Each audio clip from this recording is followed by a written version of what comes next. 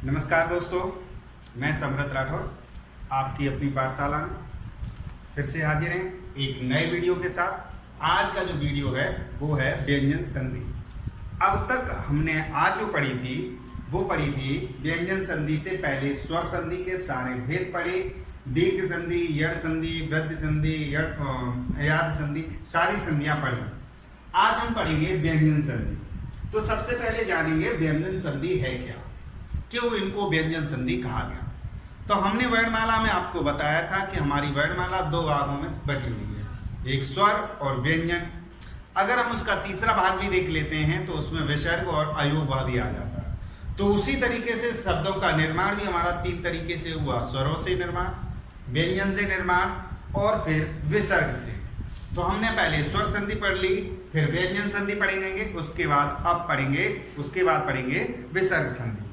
तो इसमें क्या है, व्यंजन संधि की परिभाषा है कि स्वर प्लस व्यंजन दोनों शब्दों में से कम कोई एक शब्द व्यंजन होना चाहिए। शब्द मतलब वर्ण, व्यंजन प्लस स्वर, या पहला व्यंजन हो और दूसरा स्वर हो, या दोनों व्यंजन हो।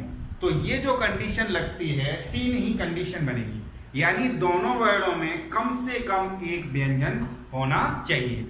यदि आपको एग्जाम में पूछने में आ जाए कि इसमें कौन सी संधि है, व्यंजन संधि, विसर्ग संधि या स्वर संधि, तो यदि आपको उसमें से एक भी शब्द अगर व्यंजन दिख जाता है तो आंख बंद करके आप व्यंजन संधि लगा लीजिए। दूसरी पहचानने का तरीका, इसके नियमों में उलझने से ज्यादा अच्छा है। इसके नियम हैं 4-6, वो हम आपको सारे धीरे धीरे क्लियर करवा देते हैं, लेकिन इनके नियमों से ज्यादा है कि इसके जितने भी उदाहरण हैं वो सिर्फ एक बार पढ़ लो, बस कहीं से भी गलत नहीं होता है। नियम हम पढ़ाएंगे, आपको बहुत अच्छे से समझ में आ जाएंगे, लेकिन फिर भी जो एग्जाम हिट आप करेंगे वो एग्जाम्पल करने से और उदाहरण करने से ही होगा। तो हम आपको नियम की तरफ एक बार सिखा तो देते ही हैं, उसके बाद आप अपने एग्जाम के हिसाब से करेंगे। तो चलो हम ले चलते हैं, एक उदाहरण ले लेते हैं। पहले लेते हैं सत्य प्लस जन। एक उदाहरण ले लिया, इसमें हमको एक ता और दूसरा भी ज दिखाई दे रहा है, यानी सीधी सी बात है व्यंजन का व्यंजन से संबंध हो रहा है, लेकिन ये ज पूरा है तो व्यंजन नहीं कह सकते हैं। त आधा है तो ये व्यंजन और ये स्वर दिखते हैं जरा, स त प्लस ज के आगे से अ और फिर ज ना और ऐसे ये बनेगी बात। लेकिन इतना हमें तोड़ने की कोई आवश्यकता नहीं है। नियमानुसार क्या करते हैं, ये ज में परिवर्तन हो जाता है। अब वो कैसे हुआ है त का ज में परिवर्तन, वो हम आगे नियमानुसार आपको समझा देंगे। त का ज में परिवर्तन हुआ तो ये जो बना हमारा स, आधा ज ये रहा और पूरा ज ये रहा, तो ये बन गया सज्जन। और वैसे भी यदि आप थोड़ा सा भी दिमाग लगाते तो सत्य प्लस जन 2-3 बार बोलिएगा, अपने आप आ जाएगा सज्जन, अपने आप ही वर्ड निकलता है सज्जन। तो चलिए पहले नियम पे चलते हैं। पहले वर्ग का तीसरे वर्ग में परिवर्तन, ये क्या होता है कि पहले वर्ग हमने आपको सिखाया था, ये रहे वर्ग, प्रथम वर्ग, द्वितीय वर्ग, तृतीय वर्ग, ये हैं। प्रथम वर्ण ये होते हैं, द्वितीय वर्ण ये होते हैं, तृतीय होते हैं, चतुर्थ और पंचमाक्षर। इसको कुछ ऐसे भी कहते हैं, प्रथमाक्षर, द्वितीय, तृतीय, पंचमाक्षर। पंचमाक्षर बोले जाएंगे तो ये पांचों आएंगे, ठीक है। अब देखेंगे इसमें क्या है कि पहले वर्ग का तीसरे में परिवर्तन, बड़े आराम से इसको देख लेंगे। च पहला वर्ग है, च ट क च ट त प, यानी इसका परिवर्तन सीधा इसमें जाएगा तीसरे में। कैसे, जरा देखते हैं। दिक प्लस विजय, तो यहां का आया, मैंने आपको भी बताया, दिक प्लस विजय, यहां ही लिखते हैं। दिक क किस में परिवर्तन होगा, ग में परिवर्तन हो जाएगा, तो ग में परिवर्तन हो गया, ये हो गया प्लस विजय। अब ये शब्द बना हमारे पास दिग विजय, लेकिन ये शब्द लिखने के संदर्भ में थोड़ा सा गलत है। जब ये बर्तन के हिसाब से देखते हैं तो होता क्या है ये वाला जो आधा है ये अपने आगे से लेता है, तो ये सही शब्द जो बनेगा दिग्विजय। इस तरीके से ये शब्द सही हो जाएगा। उसके बाद दूसरा शब्द लिखा हमने सत्य भावना। तो आप देखिए त का तीसरा वर्ड क्या बनता है? द। तो सत का द में परिवर्तन होगा तो सद और फिर भावना, तो क्या हो जाएगा? सद्भावना। इसी प्रकार से हो जाएगा सद्भावना। लेकिन द के आगे हलंत लगा है, इसका मतलब जैसे हलंत था वैसे ये सद्भावना। द पूरा नहीं है बल्कि आधा है, वो सद्भावना। अब इसका दूसरा नियम ले लेते हैं, पहले वर्ग का पंचमा अक्षर में परिवर्तन। अब पहले वर्ग का पंचमा अक्षर में परिवर्तन, तो पंचमा अक्षर कौन कौन से हमारे पास? अंगा है, उआ है, अड़ा है, ना है, उम्मा है, जिसमें से इनसे तो कभी शब्द बनते ही नहीं है साहब, सिर्फ इन दो से ही नियमानुसार आएगा, तो हम आपको बताएंगे। तो क्या होता है? बाक प्लस मैं। अब देखिए, तो बाक और उसी वर्ग का पांचवा अक्षर, तो ब क का पांचवा अक्षर क्या जाएगा हमारा? अंग, और फिर मैं, तो ये हमारा बन गया वांग्मय। पढ़ने में ये ऐसे ही लिखा जाता है, वांग्मय बिल्कुल सही लिखा हुआ है। और वांग्मय यहाँ पर ऐसे करके भी लिखते हैं वांग्मय, तो वो भी सही है। वांग्मय का संस्कृत भाषा में जो अर्थ होता है वो साहित्य से होता है। ओके, साहित्य। अब आते जगत प्लस नाथ।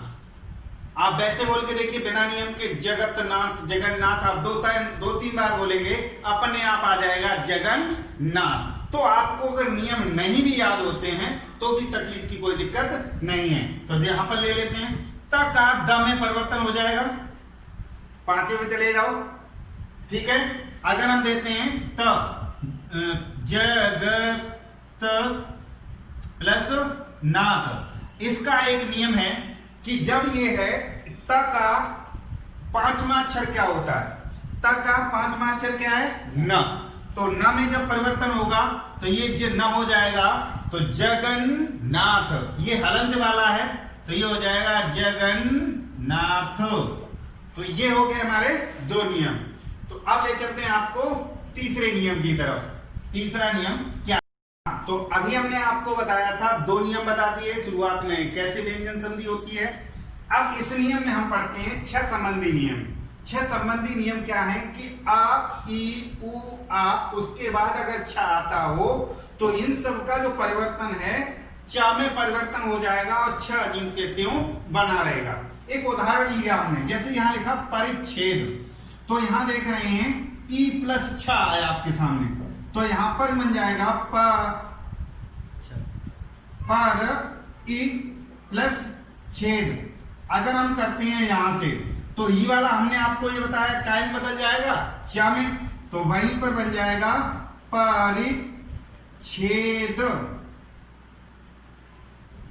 तो वैसे भी पर प्लस छेद आप दो तीन बार ट्राई करो तो परिच्छेद ऑटोमेटिकली आपके दिमाग में आ ही जाएगा। पर प्लस छेद, ई में तो आ ही जाता है और च परिवर्तन हो जाता। एक मोटा नियम हम आपको बता देते हैं च और छ संबंधी और त से संबंधी, कि जो पिछला वाला शब्द है या तो आधे च में या आधे छ में परिवर्तन हो जाता है। तो यहां पर आप मोटी तरीके से देख लेंगे, च का साथ है तो परिच्छेद उसी का आ जाएगा। उसका उदाहरण ले लेते हैं, जैसे यहाँ लिया है त और द, ये नियम अगर हम नहीं देखते हैं तो सीधे आते हैं। तो चा से पहले हमारा दिया है तो आधा ही चा आना चाहिए, तो सीधा बन गया उच्चारण बिना किसी नियम के।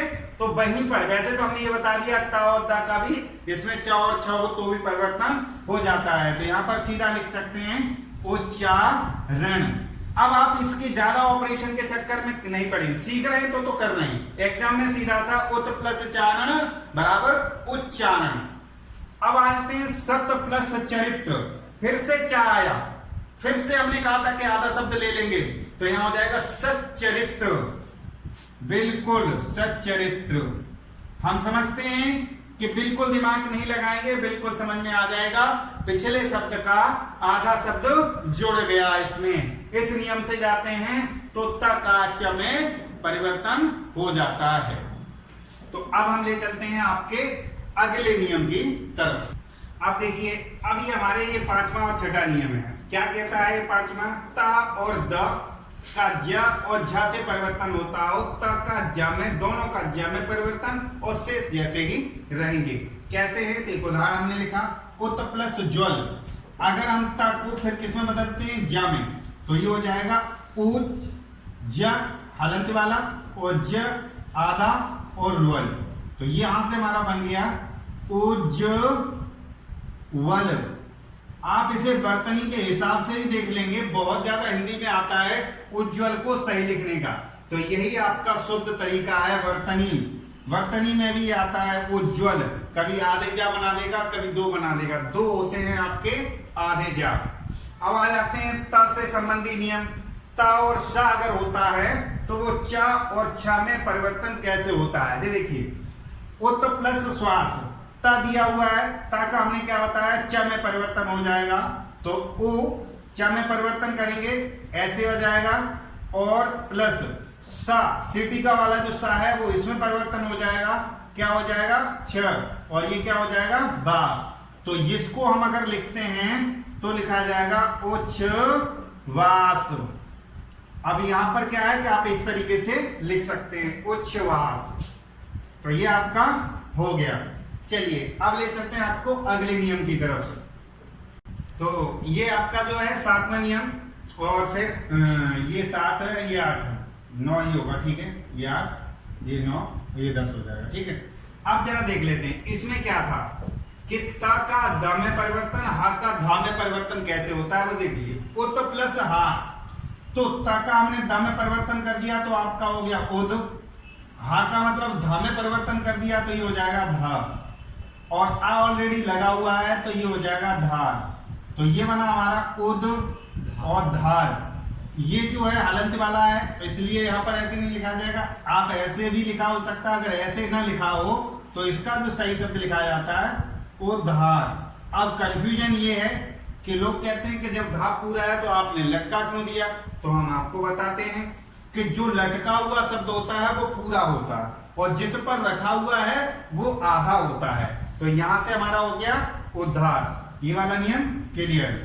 मां संबंधी नियम क्या देखते हैं? मां संबंधी नियम है मां के बाद का से लेके मां तक। का से लेके मां तक होता है पूरा स्पर्शी व्यंजन।